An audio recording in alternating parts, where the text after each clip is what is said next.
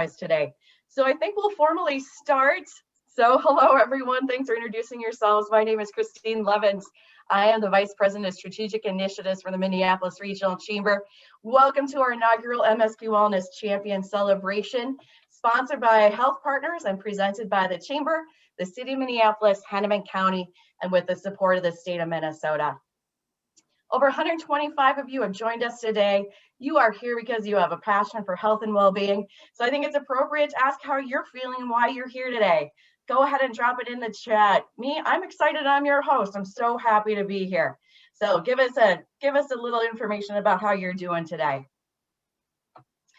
The MSP Wellness Program is an initiative of the Minneapolis Regional Chamber and a unique partnership designed to help employers support the well-being of their workforce. We're engaged in this work for many reasons, and I'd like to invite Chamber President and CEO Jonathan Weinhagen to join me on the screen to talk about it. Hey, Jonathan. Hey, good morning, Christine. How are you doing? I'm great. How are you? A little jet lagged. As you know, I returned from Paris yesterday, where I was with a group from the Minneapolis-St. Paul region helping to advance our bid for the 2027 World Expo with a theme of healthy people, healthy planet. So can't think of a better place to be and a better topic to return to U.S. soil than right here with all of you this morning. Absolutely right. That's great. So Jonathan, we started the MSP Wellness Program about 5 years ago. Why was it so important for the Chamber to get involved in this work? So Christine, as you and so many of the people on this call know, the Minneapolis Regional Chamber is really driven by economic vitality across our region. It's about everything that we do. And 5 years ago, we started to hear from employers about the need for opportunities and access to wellness. We know that when we have a healthy population, a healthy workforce, they're more productive, they're more creative, they're more included in the economy. And it was a no-brainer. So we've been fortunate to have great partners in the city of Minneapolis and in Hennepin County to really help to set the stage for how we can bring that public-private partnership together to think about connecting more employees to the resources that are available. And it's been an incredible partnership and one that I'm really excited, as I know you are, to build upon. That's just great. And you kind of covered both questions at once. The partnership really is what has made this work and continues to make it work. We're all really happy to have you here and be part of it. It is really something that aligns with the Chamber's mission broadly, and we're doing it in a lot of different spaces. So Jonathan, one last question. This work really has an impact on the economy and our stakeholders. What do you think this partnership really allows us to do? You mentioned connectivity and impact on workforce, but overall regionally, what's it doing for us? Yeah, I think this partnership really embodies, opportunity as we head into our economic recovery, as we emerge from a pandemic. And I think the last 2 years have taught us anything. We've had a mental health crisis. We've had, so many challenges. Those have been exacerbated. And, as we think about the future of work, as we think about the future of this region, wellness is going to be at the core of that. And the partnership of MSP Wellness with our city and with our county and with our new partner with Health Partners is really going to drive that future opportunity. So I think what you're going to hear today is not just a celebration of the champions who have been doing this work all along the way, but it's about the vision that we have collectively for the future. And it's going to be a call to action for all of us about how we show up differently as leaders and as employers to do this work together. That's exactly right. Thanks, Jonathan. We'll see you in a little bit. We'll see you in a bit. All right. So the MSP Champions work sites we're going to recognize today are from across the state. I mentioned that a little bit earlier, but want to just give you a little bit of a rundown. We have folks from Mankato, Mora, St. Cloud, Rochester, Waconia, Hastings, and from cities in Anoka, Ramsey, Dakota, and Hennepin counties. The group represents municipalities, school districts, international companies, healthcare organizations, manufacturers, retailers, developers, and nonprofits. It's a really expansive list. But before we introduce this great group, I'd like to bring a representative from our founding partner organization, the City of Minneapolis, to the screen to talk more about the MSP Wellness Program broadly and touch on some of the themes that Jonathan just mentioned.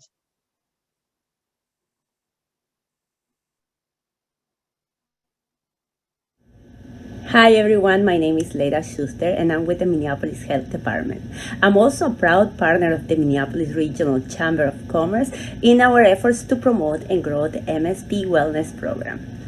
First of all, I want to congratulate our 2022 MSP Wellness Champions. This program recognizes champions that are committed to cultivating a culture of health and well-being within their organizations to improve and promote employee physical and mental health. In 2020, the World Health Organization declared COVID-19 a global pandemic. And with that, the health habit of many Americans became staggeringly worse, with reported cases of increased weight, unbalanced nutrition, poor physical condition, and mental distress. The risk of getting chronic disease became more prevalent than ever. People are an organization's greatest asset. Our workforce is currently experiencing high levels of stress due to the pandemic, and yet another wave of stress and anxiety is expected to happen as many employees are returning back to their workplaces and also continue embracing the new normal. This is why the partnership between the Minneapolis Regional Chamber and the Minneapolis Health Department is very critical to us.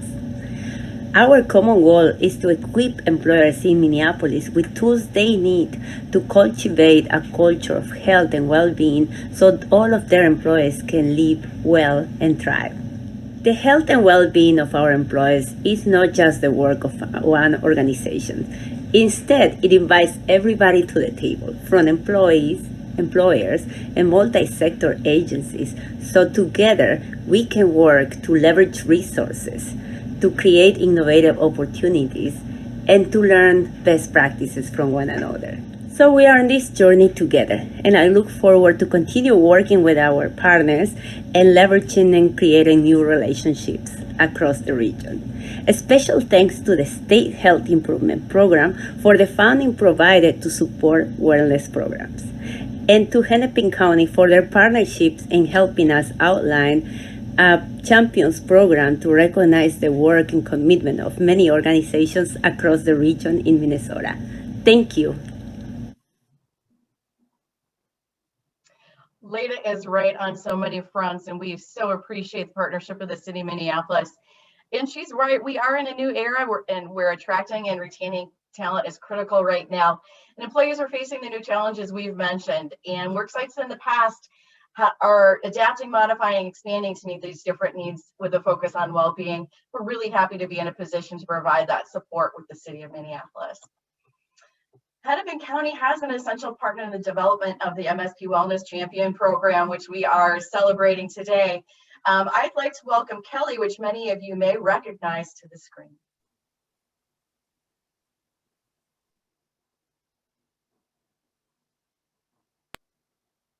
Good morning, everyone. Welcome to our first annual MSP Wellness Champions celebration.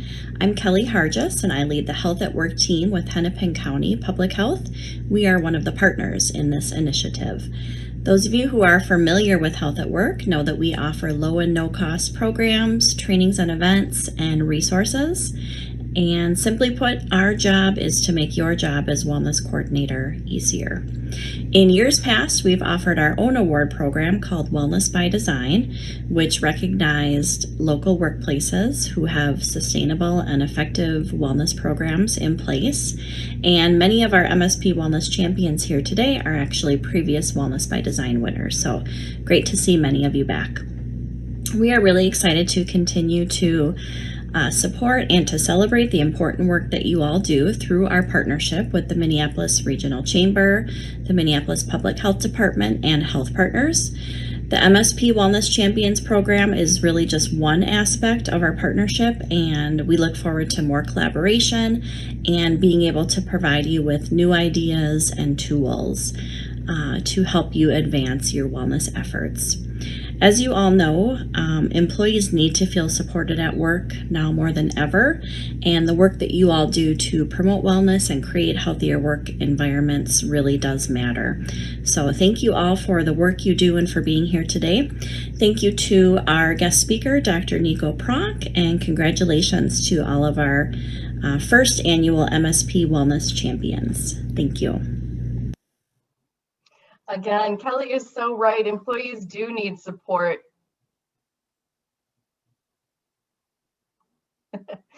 Kelly's so right. Employees do need support now more than ever. And our guest speaker will talk about how and why, and share great insights that we hope you will impact how you think about your work in just a minute. Before I introduce our first inaugural group of MSP Wellness Champions, just a little insight into how they qualified today. So these companies and organizations did a self-assessment and completed an application that looked at 5 different parts of wellness initiatives. So looking at policy, looking at leadership buy-in, educational efforts, programming, employee engagement, and other things that they're offering within their programs, sharing with us new innovations, new pivots, and new additions to their programs. So I think it's time to meet that first class of champions. There are a lot of you out here, so feel free to say hello in the chat. Let's meet our folks right now. So first, we have Allianz Life, Apothecary Products,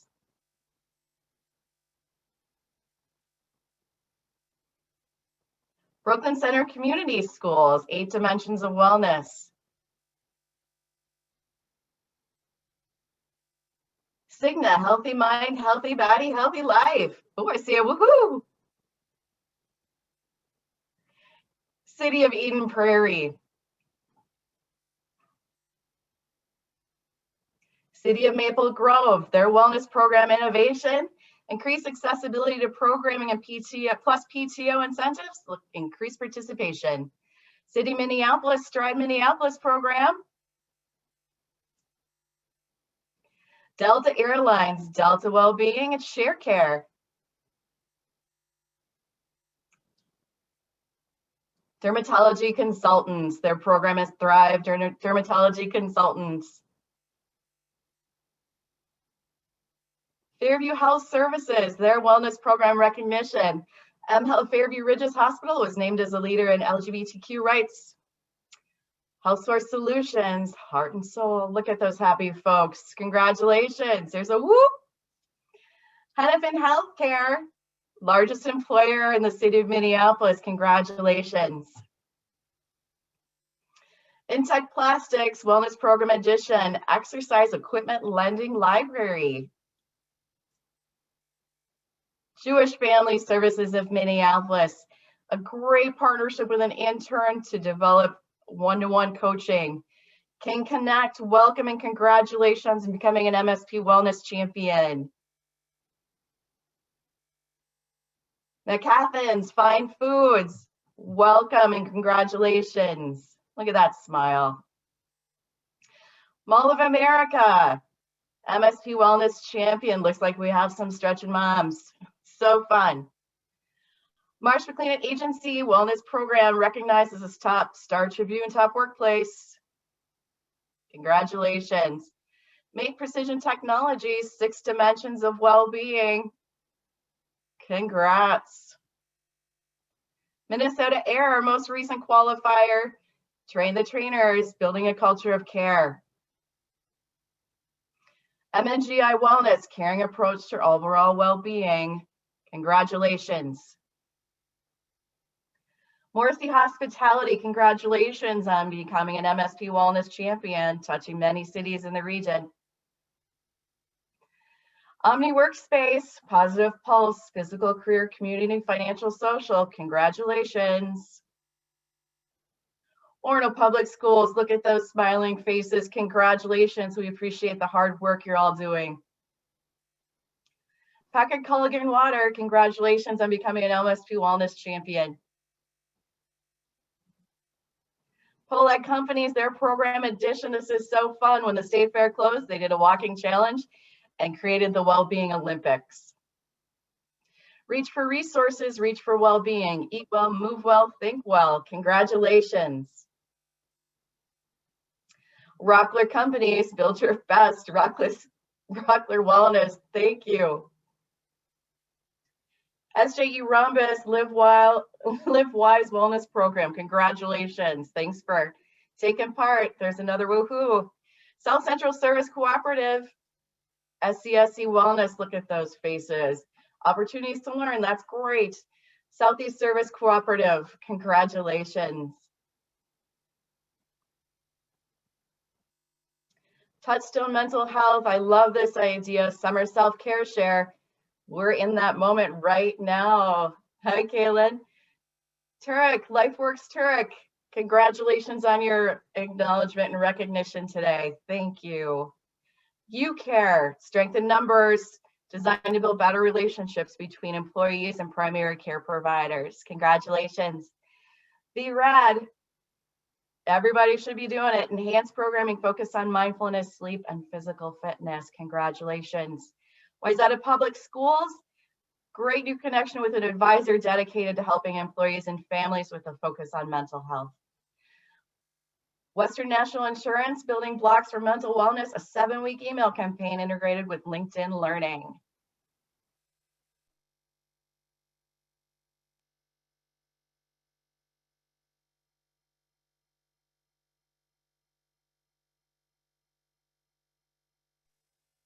Congratulations, everyone. That was just spectacular. Our first class of MSP Wellness Champions.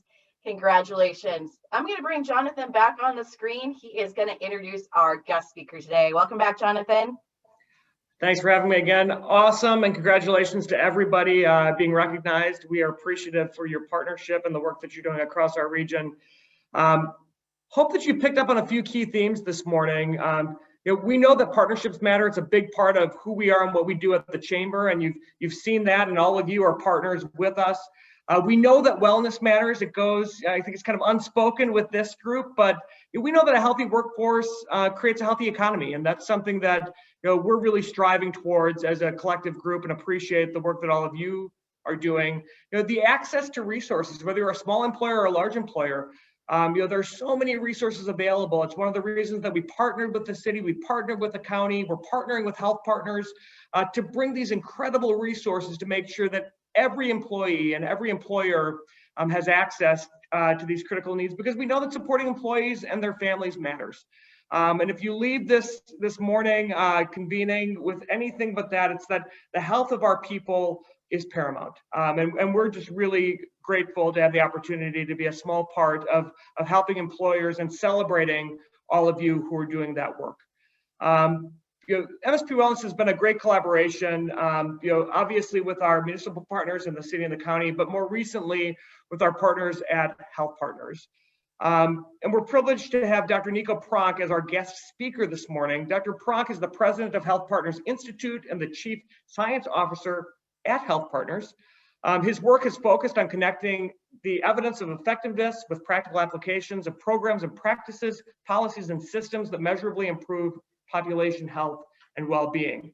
His work applies to the workplace, the health system setting, and the community, and involves development of new models to improve health and well-being at the research, practice, and policy levels. Dr. Pronk was confirmed by the White House to serve as the co-chair of the U.S. Secretary of Health and Human Services Advisory Commission on National Health Promotion and Disease Prevention Objectives for the year 2030, Healthy People 2030, as it's known as. And again, just really grateful for not only his leadership in our region across the country, but for joining us this morning. Good morning and welcome, Dr. Pronk. Thank you so much, Jonathan. And it's great to be with you all this morning. Really appreciate the invitation, and really want to start off by congratulating all the wellness champions on the call this morning. That's pretty awesome. I think that my colleague Joel is going to drive the slides this morning, and hope that you can see him by now. I wanted to talk a little bit about aligning effort and creating flow at the workplace. And so just to start that off, wanted to couch those comments in the context of the Healthy People 2030 work that went on. So on the next slide here, the advisory committee that reported to the Secretary of Health and Human Services ended up expanding the view of health, if you will, as we were trying to set the goals for the nation for the next 10 years. And to expand that definition of health by including well-being. So allowing us to go upstream, think about determinants of health as much as health outcomes themselves. In order to do that, we needed to find a definition that made sense to do that kind of work. And we landed on a definition of health and well-being that really recognizes the two terms, health and well-being. One. And so health and well-being was defined as how people think, feel, and function at a personal and social level, and how they evaluate their lives as a whole. Now, when you think about that definition, how people think, feel, and function, and apply that to the workplace context, it has a lot to do with performance, productivity, how people feel about their life as a whole. That includes their work life. When you think about the context of cognitive function, mental health and well-being, emotional considerations, what you can actually do physically, all of that really turns into how you perform at the workplace. It's entirely appropriate to think of this as a definition that fits within our work life. And so health and well-being certainly have everything to do with a thriving workplace, and of course, thriving workers as well. So the way we're thinking about this, going to the next slide, the way we're thinking about this is you need in a sense, an individual level health and well-being that is optimal. You got to be able to bring your best self to work. But a lot of that has to do with how your environment allows you to shape that kind of a situation. So this idea of aligning effort and creating flow is to, in a sense, optimize the opportunity that adjustments in the environment allow you to improve health and well-being at the individual level, but also at the team level.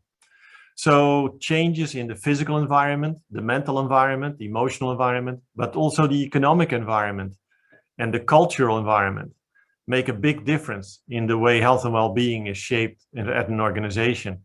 And of course, adjusting policies is a great way to do that as well. So policies at the organizational level should be considered just as much as anything else. And so, so the idea is, can we make it easier for people to get to that optimal health and well-being, to achieve their potential by changing the environment that they're in as much as anything else, what we're asking them to do at individual levels. Going to the next slide, what does that look like in terms of resilience and in terms of flow? So the idea of flow is something that really is central to well-being. Csikszentmihalyi has been the one that's been looking at this for years and really ended up recognizing that if you are able to match the skill levels of people to the challenges that they face, and make sure that in the context of whatever they're doing, so we apply this in the context of work, if you make sure that the goals of the work that you're engaged in are clear. Feedback is immediate. So as you do the work, you set up the environment so that there is a feedback mechanism that can be monitored right away. That skills that people bring to the task are matching the challenges that they're trying to overcome. That your concentration is deep, meaning you're paying attention, you're focused on the work that's going on. You start to forget all the issues that are going on, all the problems that are there. You recognize that you're actually in control of the situation. Self-consciousness disappears. The sense of time is altered. It doesn't feel like you're struggling against time. And the experience becomes worth having in its own sake, for its own sake. We sometimes listen to interviews with athletes as a good example of this. Athletes, when they do their work, they're performing in front of people. And oftentimes you may hear something to the extent of a basketball player that takes a shot and said, when I took that shot, I knew it was going in before it did. Well, that's kind of an example of what we mean by flow. So this idea that all of a sudden things are just happening, and they're happening in the right way, in a productive way, in a constructive way, in a positive way. And that's really what we're trying to get at when this idea of moving beyond resilience comes into play. Resilience, of course, is the ability to withstand or to recover and grow in the face of adversity, in changing demands. But resiliency is necessary to make sure that you can bounce back from such challenges. Flow sort of takes you further back to baseline, but actually beyond baseline into a positive state. So that's really what we're trying to create, a work situation where flow becomes a high-performing type of situation, clearly linked to well-being. So in our work at Health Partners, several years ago, if you go to the next slide, we started working on principles of program design that could be applied to other situations, not just one program, but really across many programs and situations. So if you hit it one more time, Joel, these principles ended up being around leadership. They are making sure that the programs that are being designed are relevant to the user, that there is a recognition of the importance of partnership, both internal to an organization as well as with external partners, comprehensive program solutions, recognizing that you need connections within the program to other parts of the organization, making sure that different functions such as HR or operations are connected and integrated, that there is a recognition of the importance of implementation and making sure that a plan is in fact fully implemented, that we engage people in a positive and constructive way, that there are ongoing communications, recognizing that people need to see what the program is about, that the program is visible and is being recognized, that there is data that can be used to act upon improvement opportunities, and that there is a compliance perspective to make sure that things like privacy are protected for the user, and that there are regulatory requirements that are being met all the time as well. Well, these principles turned out to be useful in the sense that as Joel in our organization, as Joel and his team started looking at these and adapting them and changing them and making sure as they put them into practice that they show up in the programs that we implement, we started to notice that when we apply those programs to our own organization across the business units, the more of these leadership principles were applied, the lower the health risks in the population for those business units. And that's what's shown here in that graphic A on the left-hand side. Later on, we actually applied it to many other of our customers. So looking across 16 different companies, again, applying these 9 leadership principles, the more of those principles are applied in the program across these different companies, the higher the population health in the company. So again, showing that the higher the degree of adherence to these principles, the better off the companies are doing in terms of their health and well-being programs. Very useful way of thinking about applying and adapting and adopting the different situations. But it also reminds us that we need to make sure that we can actually measure these kinds of approaches. So looking at the next slide, Joel, in order to make sure that we can measure and see that this is happening, we've worked closely with our own colleagues at the Harvard School of Public Health on an assessment tool that is validated, that is reliable, and measures these characteristics as we go forward. So the WISH tool, the Workplace Integrated Safety and Health Assessment Tool, looks at these 9 principles basically in a way that allows us to come up with some clear data, some clear metrics. So we look at working conditions, particularly in the context of hierarchy of controls, which is really a principle that comes out of safety. We look at leadership commitments and vision for the organizational programs. So is there a clear, consistent, accurate way to communicate this? And is there accountability for program performance? Which then is, of course, linked to having the resources to do the work. Participation, really this idea of engagement. Are employees engaged? Do they have a voice in the program? Is there, are they engaged in decision making at some level? Is the program comprehensive, and are there collaborative strategies going on across the organization? Again, with communication planning as well. And then adherence, standards for prevention and control.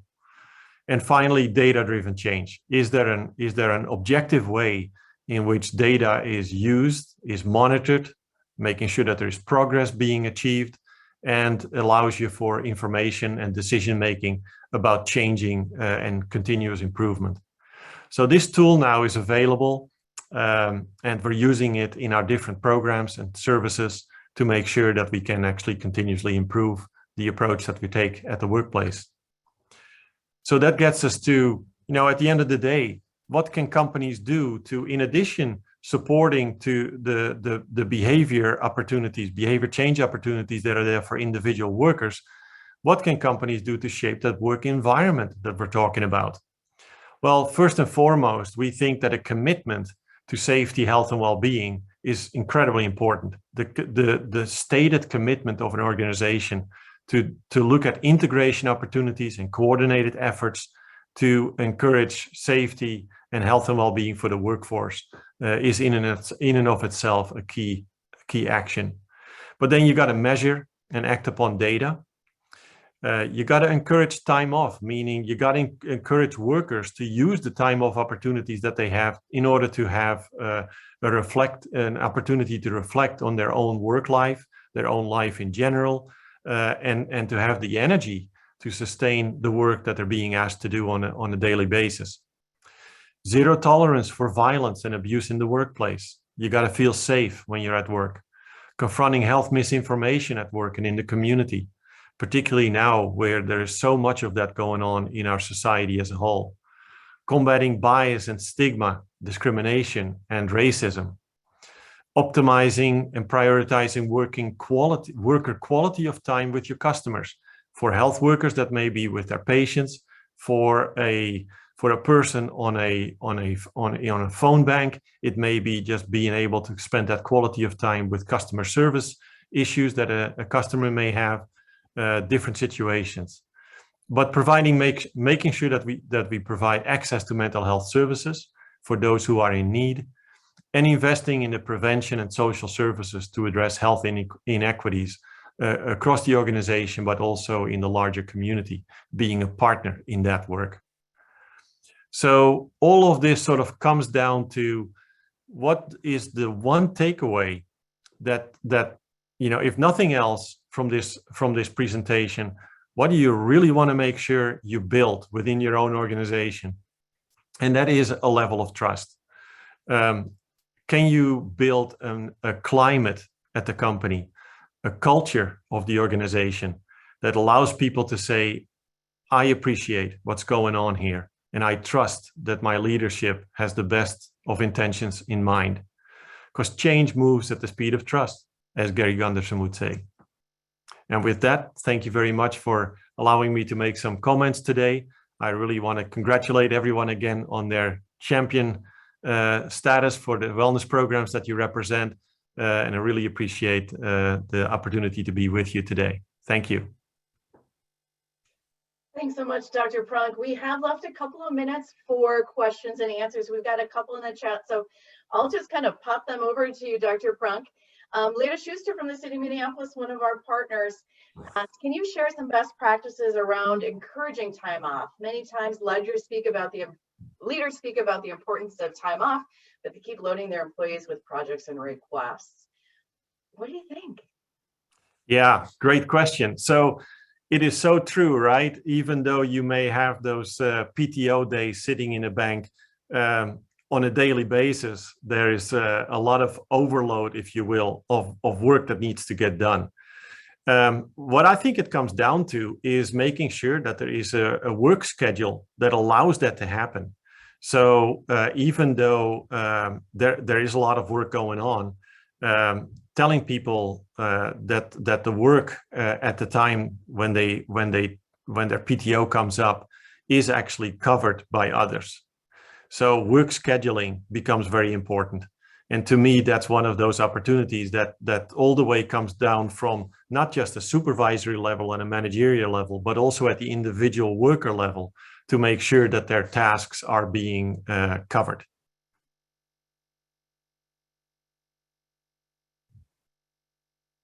I am not hearing you. Indeed, I've had an unmute problem today. There you go. Do you think that's become even harder as we're working on return to office hybrid? Some folks are in the office. Like, what are some best practices or thoughts you have about kind of addressing that as it comes to PTO and scheduling and work share?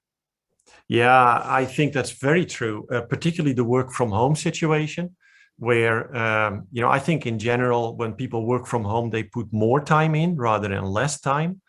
And so it becomes even more important that there is an opportunity to shape the way you work from home with your supervisor on an ongoing basis. So there needs to be a communication path that allows you to sort of be planful about that. Mm-hmm. But it isn't just about taking time off when you have scheduled PTO. It's also during the day itself. Mm-hmm. So frequent breaks is very useful. Mm-hmm. Making sure that on a regular, sort of a regular time frame, you do get up from your seat and go for a quick walk, or take that 5-minute, 10-minute break that you need to be ready for the next meeting, or whatever it may look like, whatever work you're involved with. So it's being planful and trying to make sure that energy level stays up to perform at your best. Thank you. I know one thing that I've been doing is going outside and picking weeds while I'm on the telephone, while I'm on a phone call, rather than stay at my desk. So there's my piece. Let's see, we've got another question here. What are some of the common barriers, pitfalls, and pain points in implementing these recommendations? Understanding that lack of trust is one of them. Oh, wow. Great question. I think one of the challenges is to have an explicit model, an approach to hear the voice of the worker. So how do you surface the ideas and thoughts and concerns and just perspectives that the workers have? And I think it's very useful to find a way to do that ongoing and almost in real time. It's like, when things come up, can people tell you about it? Is there a way to let their voice be heard? Because once you start that kind of an approach, you create an openness an openness and an information flow within an organization. And if in the absence of that, it's very difficult to build trust. But when you do have access to what people are thinking, then I think you start, building that kind of a trust among people. So I would say it's building openness into your approach to health and well-being. Thank you. It looks like we've got one more question here. The question is, I took away from the books Prime to Perform and Drive, the importance of autonomy. Can you talk about how that fits with your recommendations, the idea of autonomy? Yeah, I think it sort of comes to giving people an opportunity to figure out what they need to do to make things work, right? So particularly now, more than ever, as people also, like going back to the issue of work from home, do you have enough flexibility in your day to figure out how to make the work happen and how to make your life happen? Give people some autonomy to figure out how to do that best. And they can do that on their own, but they can also do it with their team members, their colleagues. Giving an opportunity, and to me that comes down to flexibility.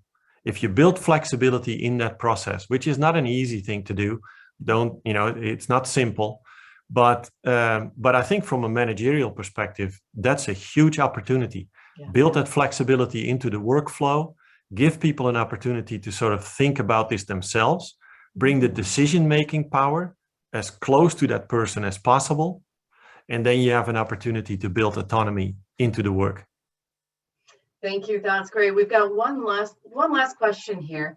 The question is, do you see mental, emotional health and stress, lack of resilience outpacing chronic conditions or exacerbating, contributing to them? So how's mental health and stress impacting chronic conditions? Yeah, absolutely. Absolutely. It's, I think, you know, when you think about mental health or emotional health concerns as stressors in the workplace, and if those stressors aren't being addressed, I think, you know, slowly but surely, they're going to affect everything else, and they will show themselves as physical ailments and chronic issues. So certainly, all of it sort of comes together, and that those stressors are going to exacerbate in a negative way. So addressing them is very important, and finding ways to do that in a very constructive and positive way, I think, is important. And it's through access for mental or emotional support services. But I think it's also, again, through access into alternative ways of coping. And that includes this idea of flow.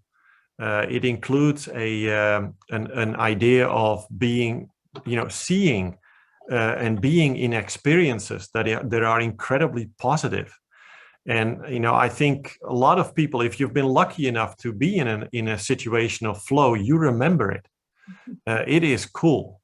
And it is awesome when you're in it with your team. You'll talk about it for a long time. And setting up the conditions of work to allow you to get into those situations is in and of itself a positive experience. And those experiences, I think, have a positive impact on your mental health, your state of emotional being. Yeah. So all of it, I think, comes together. And certainly addressing mental health issues is going to be important from a prevention of chronic conditions as well. Thank you, Dr. Pronk. Appreciate your insights so much. Thank you for those who submitted question and the answers. I'm going to turn it over to a colleague, Joel, who's going to talk about living well. Again, thank you, Dr. Pronk. Appreciate it. Thank you. Thank you. Hey, good morning. I'm going to stall for 30 seconds or less as I share my screen. No problem. Joel's been multitasking. He was doing the previous deck and now to this one. Joel, we see it, so I'm going to turn it over. Awesome. Well, good morning, everybody.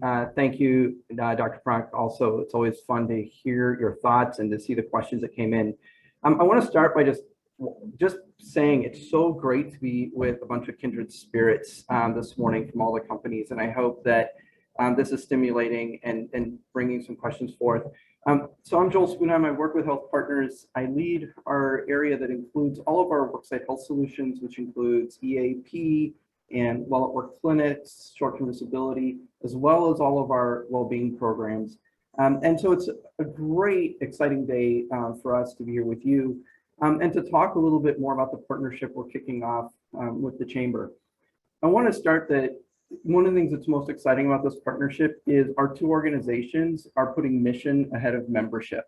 And what I mean by that is we're making this new kind of capability available to people, whether or not they're a member of the Chamber and whether or not they're a member of Health Partners.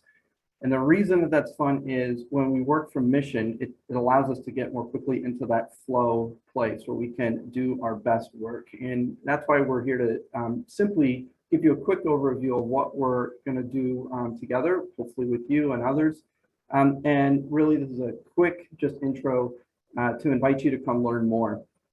So our partnership, okay, hang on, let's switch over to a different screen. There we go. Our partnership is based on this premise is that I could walk out to any company here today and I can tell you without knowing anything more than the name of your company, what probably 3 of your top 5 cost drivers are from a healthcare perspective. And that's because almost every employer is seeing the same thing. It's going to be musculoskeletal conditions, heart disease and diabetes, and mental health. These 3 areas of claims are driving at a population level the most expense and the most need. Now, of course, there's some high cost cases that we need to also address, but from a population perspective, these are the drivers. And healthy environments, healthy habits can profoundly influence these issues.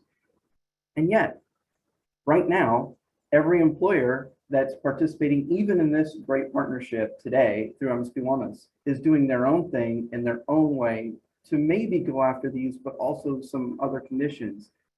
Unfortunately, that means we are not penetrating the mindset of our employees and their families and the community as a whole.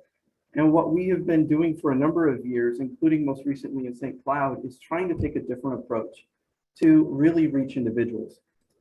And the way we do that is taking a human-centric perspective, recognizing that, like, take me. I am excited to see that not only is my employer engaged, my wife's employer will hopefully get engaged. She works in downtown Minneapolis. I work from home. We're in Bloomington. But also, I noticed that Wayzata Schools is here today, and a shout out because I've got kids at Sunset and East. And so as you think about a family, when right now my wife gets wellness messages, they're on a different topic. If my kids get something at school, it's whatever happens to be programmed, and then I get something at work. But the reality is we as human beings spend our time not just at work, but in our community, with our families, with our friends. Some of us work in vastly different work environments. And we need to, in the health and well-being space, take a common marketing principle, which is saturation, which is if you want people to adopt something or to make a decision, you need to try to touch them in a number of different ways.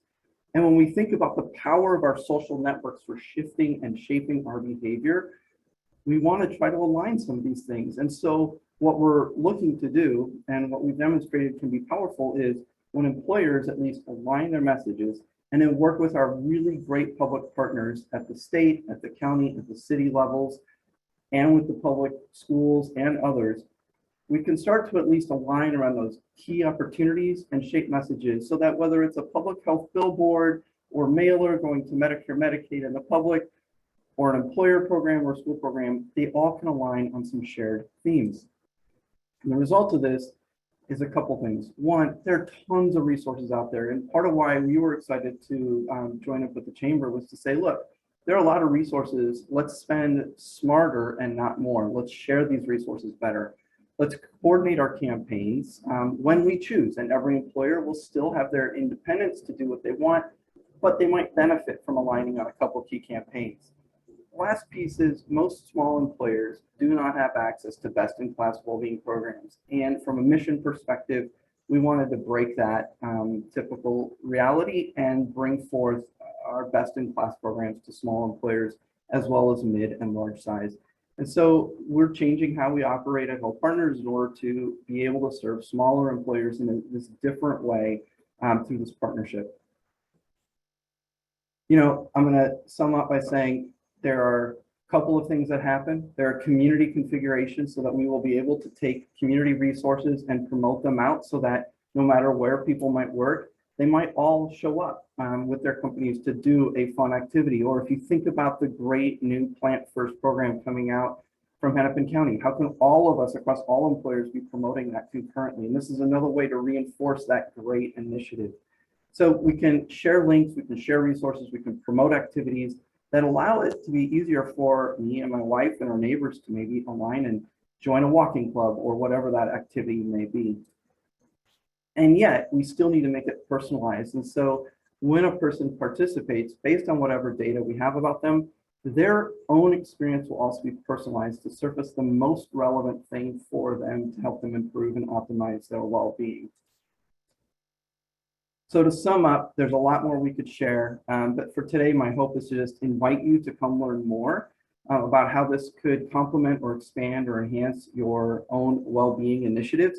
Our goal is to accelerate the impact of what all of us are doing to really activate individuals at a personal level, and then of course to deliver this in a way that's affordable for any employer at any size. And so you can go to the mspWellness website to get the promotional flyer with a link to our email address where you can then sign up for a webinar or a one-on-one conversation with a member of my team. I just want to say thank you to the city of Minneapolis and to Hennepin County and to the state of Minnesota, as well as the chamber, for having been at this work at a community level for 5 years and working with us now to hopefully add something else to the pie so that we can all improve our outcomes. With that, Christine, I'm going to turn it back to you. Joel, thanks so much. And we are really excited. One of the things that we're trying to do here is to try to provide as many resources as possible, expand the reach as far as we can, and really, really do all the best work we can to support employees and community. That's why this seems to and feels like a great coordination point for us. So with that, I'm going to wrap things up. Thanks everyone for taking the time to celebrate with us. We are so excited for the launch of this program today. Congratulations again to all of our champions.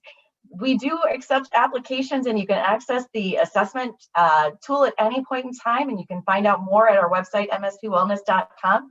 You're going to hear and see a lot more about our champions. We're going to be again highlighting them on our website, in our monthly newsletter communication, and on our social media. So look forward to learning more about our folks. Final thanks to our partners at the City of Minneapolis, Leda, Kelly, and Linda, and Ann, to Dr. Prunk, Joel, Don, and Jen from Health Partners, and the Chamber team, Megan, Anna, and Peter, for their great support today. I really, really hope you come away with something today. Please let us know. We'll send a follow-up survey. We want to know what you thought about today. And really, we want to know about what resources you'd like to have available to you as we continue to build out the program. And with that, good day. Thanks so much. Bye-bye.